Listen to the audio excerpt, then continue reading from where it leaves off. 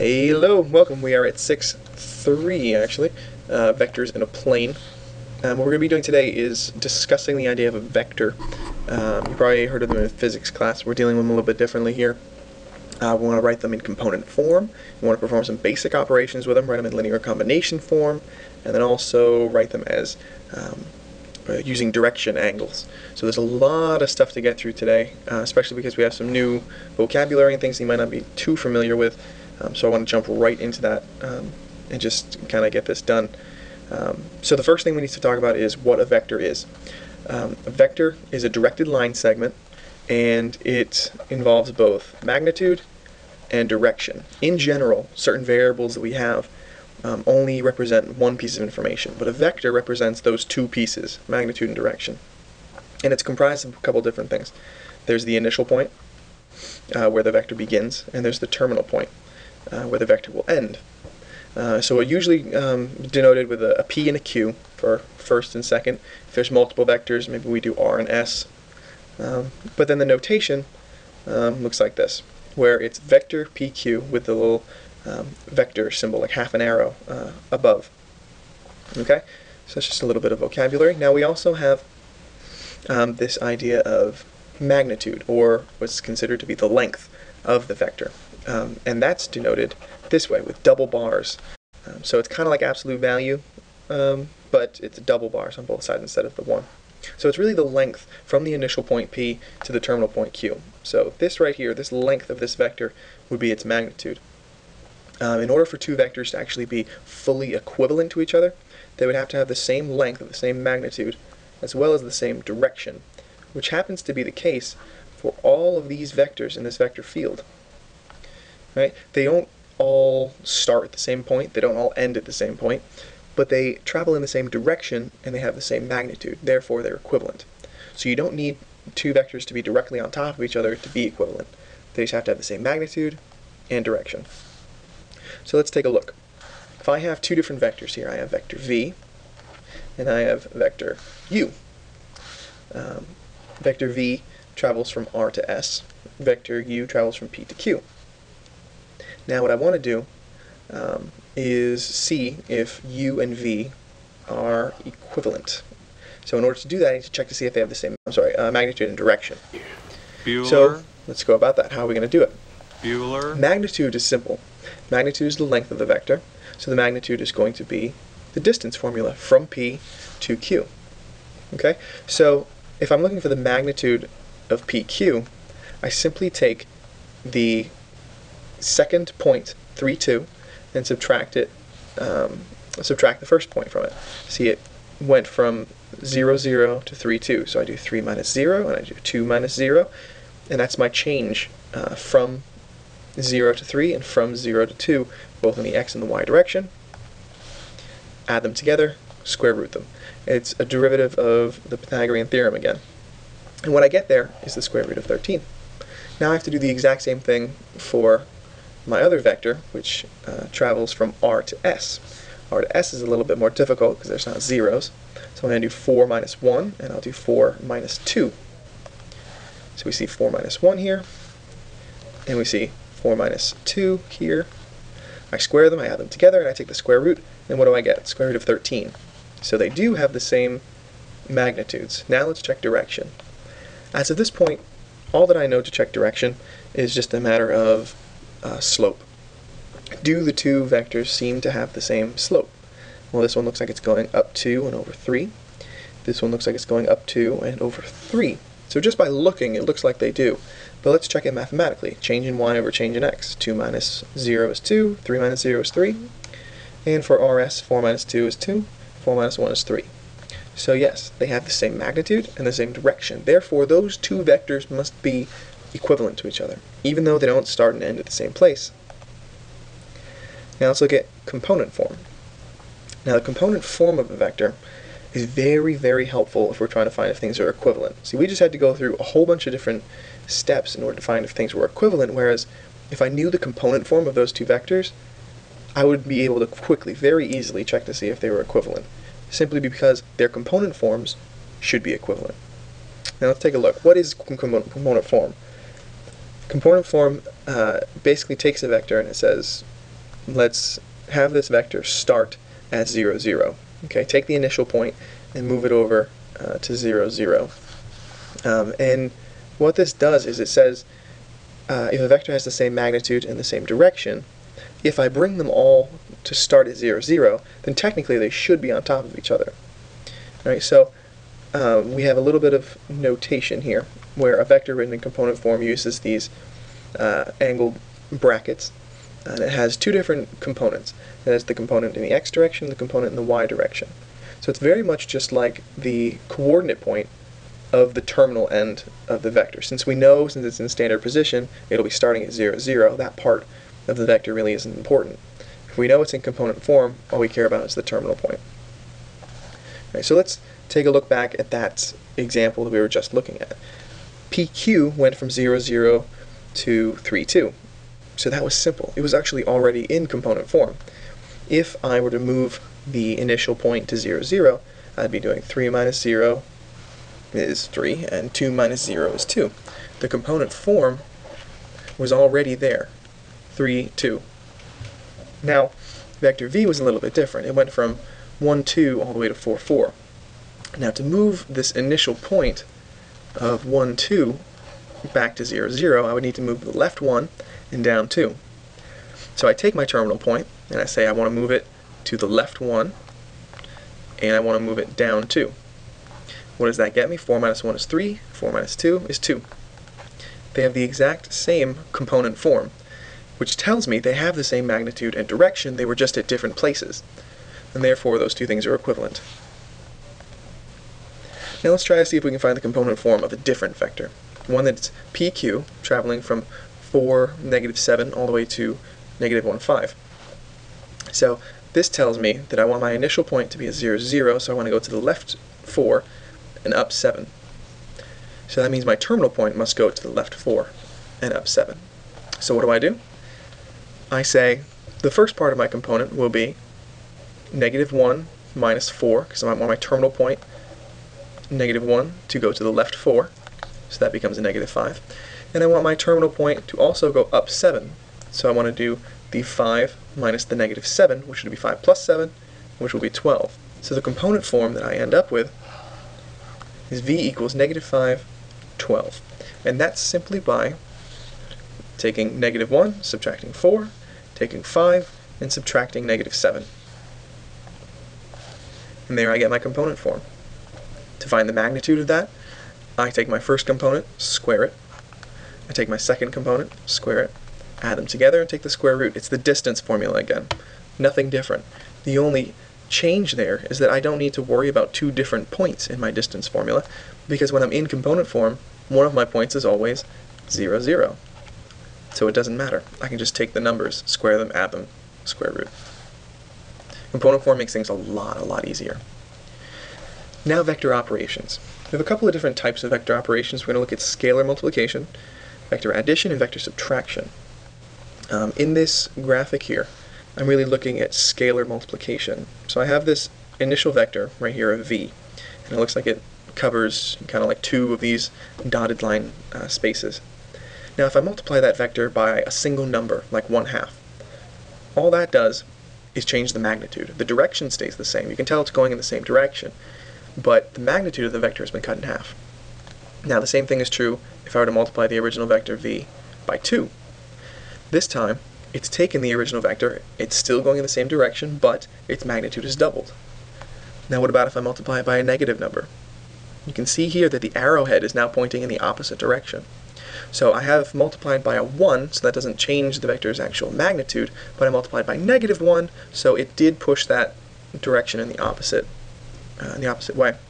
Now the same thing is true if I multiplied by something other than negative 1, but something like a negative 3 over 2.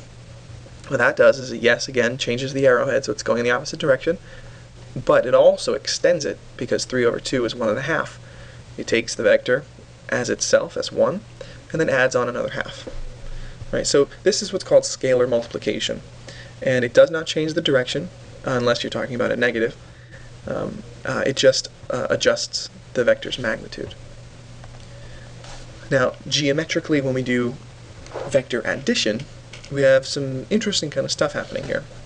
I have two vectors that I want to start with. I want to start with vector u, and I want to start with vector v. And what I want to eventually do is add these two vectors together. The issue I'm having is that these vectors are in very different places in the coordinate plane.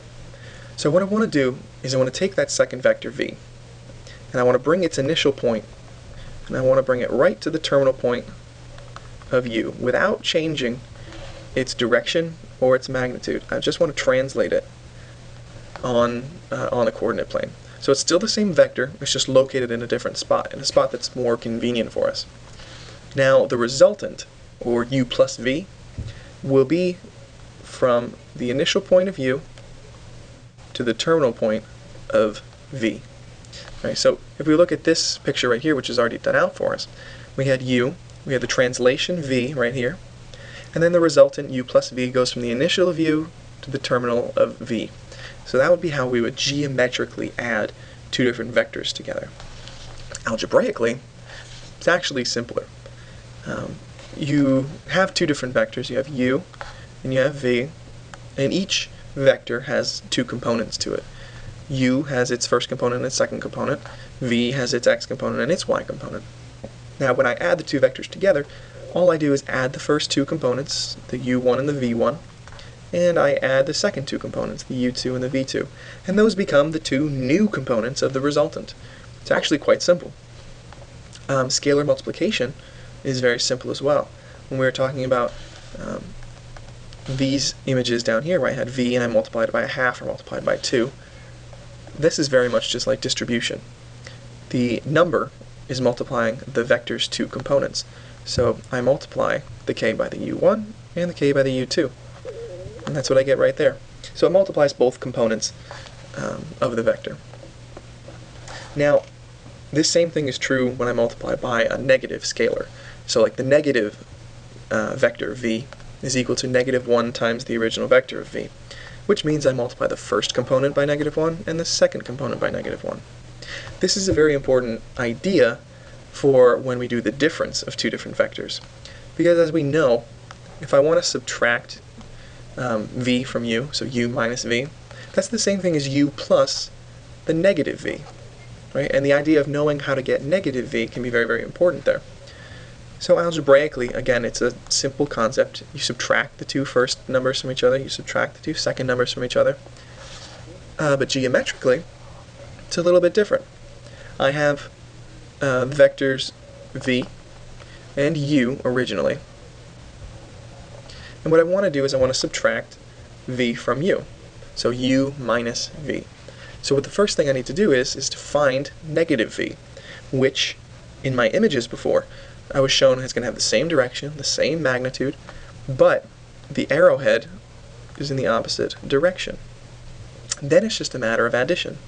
I make sure that my negative v has its initial point at the terminal point of u, which is this place right here. U went from 0, 0 all the way to here. I make sure that negative v has its initial and its start right there, keeping the same direction, the same magnitude, and then my resultant vector of the addition is this one right here that connects the initial of u to the terminal of negative v. Now geometrically that can get a little bit confusing. And another similarity that we're going to see on this side is that you see the exact same vector resulting from this rectangle or this parallelogram that's being formed here, connecting the two terminal ends of the original v and the original u. So you can look at vector subtraction in two different ways, as the addition of the negative vector, or as just straight u minus v, which would be connecting the two terminal points. Right?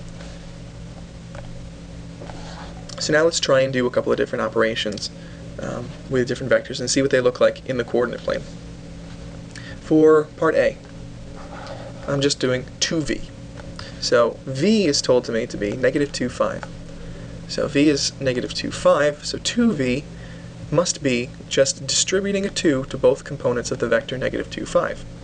So that's 2 times -2 and 2 times 5. 2 times -2 is -4, 2 times 5 is 10, and then I have my new component form for 2v. Now geometrically what this looks like is the vector v, -2, 5, was right here in light gray, And when I multiply it by 2, I essentially just double the length and double the magnitude of the vector. Now let's take a look at the second one, w minus v. Well, w, I was told, was 3, 4. V, again, I was told is negative 2, 5. Now when I subtract these two things from each other, a very simple concept, I just subtract the first two terms, so 3 minus negative 2, 3 and negative 2 being subtracted here, and then I subtract the second two terms, 4 minus 5, which is right here. So 3 minus negative 2 ends up being 3 plus 2, which is 5, and 4 minus 5, negative 1. So what does this look like geometrically? Well, the vector w looked like this, 3, 4, this one in gray. And then the vector v, we remember, was actually over here. It was negative 2, 5. But I am subtracting, so I wanted negative v. And I wanted the addition of w and negative v. So negative v now is going down and to the right. I line up its initial with w's terminal, and then the resultant goes from the initial of w to the terminal of negative v, which is 5, negative 1. And that's my solution. And now let's look at our last one, which is v plus 2w. v, again, I know is negative 2, 5. And w, again, I know was 3, 4. But I don't know what 2w was. Well, 2w is just going to be the distribution of 2 into this vector. So 2 times 3 and 2 times 4. Once we get that as 6 and 8, I can finally do my addition. Now, when I add, again, simpler concept, it's going to be adding the first two numbers, negative 2 and 6, which is right here, and adding the second two numbers, 5 and 8, right there. So I get the vector 4, 13. Geometrically, again, we get to see v right here, and then we don't get to see w, but we get to see 2w. w was, somewhere over here. 2w is just twice as long. And then that vector, which was twice as long, which was 6, 8. So if I were to actually draw that in here, it would be 6, 8, which is right here. This vector has now been translated up so that its initial point was at the terminal of v, so I can add the two vectors together. And then my addition is from the initial of v to the terminal of w, and my resultant vector v plus 2w is right there, 4, 13. Very good. Hopefully that's getting a little bit easier. Now, here I just have a whole bunch of different properties for vector addition and scalar multiplication. A lot of these you already know. They're just written in a more formal way, so it might not be as easy to access. But they're basic laws that you already know from standard mathematics. Associative property, transitive property, addition of 0, things like that. All things that you know. So it's good to look through this and figure out what parallels you can draw from your prior knowledge already. Now let's talk about this idea of a unit vector. Okay, a unit vector is a vector which is in a specific direction of another vector, but it only has a magnitude of 1. Now this is very, very important. Just like the unit circle is important to all of our trig functions, it provides a simpler way of looking at a vector, and especially in application problems. It allows us to still see the direction of the vector without getting bogged down in the vector's magnitudes. Alright, so I can find unit vectors simply by dividing out the magnitude of the original vector. I take the vector and I divide out that vector's magnitude, which leaves me with just a vector in the exact same direction, but without the magnitude, simply a magnitude of 1. So now let's take a look at how we would actually do that. I have a vector v, which is negative 2, 5, and I want to find the unit vector. Well, like we just said, I'm going to take that vector and I'm going to divide it by its magnitude. So the first thing that I had to do here was figure out what is the magnitude of v. Well, it's in component form, so it's negative 2 squared plus 5 squared, and take that all in the square root, which is 4 plus 25. 4 plus 25 is 29, so it's the square root of 29. Now what I need to do is divide the vector by the square root of 29. Or, in other words, in this step, multiply the vector by 1 over square root of 29. Both are the exact same thing. Just like dividing by 2 is the same as multiplying by a half. Right, so on the next page I actually get to see these were my two original components, negative 2 and 5, and they've both been divided by the square root of 29. Now, I don't like radicals in the denominator, so in this step, I'm actually going to multiply both of these components by root 29 over root 29. That way, I get my radicals in the numerator, and I'm much more happy about that. So this is the component form of my unit vector right there. And that's as far as I need to go. I know it doesn't look super nice, and unit vectors in general, when you start calculating them, they're not going to come out very pretty. But we can also verify to make sure that this is a unit vector by checking to see if its magnitude is 1. So to check, what I'm going to do is I'm just going to come over here and I'm going to find the magnitude. I'm going to take the first component, square it, take the second component, square it, and not super nice, but when I am squaring a fraction, what I do is I square the top and I square the bottom. 29 squared is 841, so I get 841 on both denominators. And up top here, I'm going to be squaring this, so that's just a 29. I'm going to be squaring this, so that's a 4. 4 times 29, 116. And I'm squaring 5, which is 25, squaring square root of 29, which is just 29. So 29 times 25, 725. Add those two together, I should get the same thing on the top as I do on the bottom. That'll tell me that this is a 1, and the square root of 1 is simply 1. Now, I have two very important unit vectors. Alright? The two unit vectors that are very important are the one that goes directly vertical, which would be the unit vector j, and I have the one that goes directly to the right side on the positive x-axis, and that's the unit vector we call I. Okay, so the component form of the directly vertical one would be nothing in the x direction and 1 in the vertical direction, still so it has a magnitude of 1. The vector directly to the right would be 1 in the x direction and 0 in the y direction, still so it has a magnitude of 1. Now, it's very important not to mix up this bold-faced lowercase I with this I. They're not the same thing. Okay, this is I for the imaginary number, square root of -1. This is I in terms of one of our standard unit vectors. Okay? Now, these things are important because we can pretty much create any type of vector, say a vector like this one, just by combining different amounts of the vector I and the vector j. And what I mean by combining is I mean adding. I can add so much I, so much in the I direction, plus so much in the j direction, and their resultant vector would be whatever vector I want to talk about. So that's the last type of form that I want to talk about. Not necessarily component form, but what's called linear combination form. Right? Combination meaning that I'm combining i's and j's to make the vectors. So if I have a vector that's in component form, right, I have it's two components. Basically what I can do is I can say the first component times these things in the I direction, because the I is the one that's on the x-axis, it's the one that is only on the x, and these v2 component times so much in the j direction, and that will give me my linear combination format, right? So it'll be so much in the I direction plus so much in the j direction, and that creates my linear combination. Let's see what this looks like with some real numbers. I have u be a vector that's an initial point of 2, -5, and terminal point of -1, 3. I want to write it in linear combination form. So linear combination means i's and j's, combinations of i's and j's. So the first thing I want to do is find the components. So I take the terminal and I subtract the initial.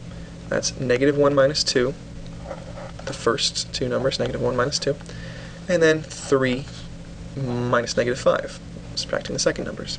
What I get for a component form is -3, 8. Okay, so what this tells me is if I want it in linear combination form, I need -3 in the I direction and 8 in the j direction. And if I add those two standard vectors together, -3 in the I direction, 8 in the j direction, I will get a resultant vector that is this vector u. Direction angles. Now we've talked about the magnitude of the vector a lot, where it came to unit vectors and finding whether two things are equivalent or not. But when it came to direction, all we really had to do was talk about slope. Now, I don't necessarily want to always rely on the slope of a vector. I want to be able to talk about the angle at which a vector is from the surface, right? If I want to talk about any sort of application with vectors, I want to be able to talk about angles of elevation or depression. So when I talk about a unit vector using direction angles, right, a unit vector simply means that it has a magnitude of 1. Now, if we think about that unit circle again, the unit circle had a radius of 1, which is basically the same thing. That's the length from standard position to the end of the vector. So this vector u, is almost like a rotation within the unit circle. So x was related to cosine, y was related to sine. So a unit vector, which is represented within this unit circle essentially, because it always has a magnitude of 1, can be represented as the cosine of theta, sine of theta, as its two components. So this would be the first component, and this would be the second component. All right, or in linear combination format, cosine of theta in the I direction and sine of theta in the j direction. Right, so unit vector using direction angles is simply a matter of cosine comma sine. Now what about if I don't want a unit vector? That's when it becomes a little bit more tricky. All right, we still have that unit vector, but the only thing that's going to change is that I don't want it to have a magnitude of 1 anymore. I want it to be something like this. This is my unit vector, cosine, sine, but if I want it to be larger, if I want it to have a magnitude of 8 or 12 or 1,000, all I have to do is multiply it by the new magnitude that I want it to have. So it really doesn't make it too difficult, especially in component form. If I look at it in linear combination form, that just means the magnitude times the cosine in the I direction, and the magnitude times the sine in the j direction. Right? So for example, if I want a magnitude of 3 or a length of 3, that makes an angle of 30 degrees with the x-axis. That's going to mean that I want the magnitude 3 times cosine 30 in the I direction, and the magnitude of 3 times the sine of 30 in the j direction. So if I actually evaluate 3 cosine 30, that's 3 square roots of 2 over 2. And if I actually evaluate 3 sine of 30, that's just 3 over 2. So in linear combination form, that's what I'm looking at. And if I were to evaluate to try to find the magnitude of this, what I would do is I would take this and I would square it, and I would add it to this squared, and I would take the square root, and it would be a 3. But I already knew that, because I was multiplying by a magnitude of 3 right here. But I can double check myself if I want to be certain. And the very, very, very last thing that I want to talk about here is how do I find the direction angle if I'm given the particular values. So we just talked about how this is your linear combination form, and that if I'm writing with direction angles, this is my linear combination form. You know, the magnitude times the direction angle, the magnitude times the sine of the direction angle. So we know that also tangent is sine over cosine. But what I was just saying before was that, you know, if I am multiplying the vector magnitude by the sine, and I'm multiplying the vector magnitude by the cosine, that's the same thing as A and B in linear combination form.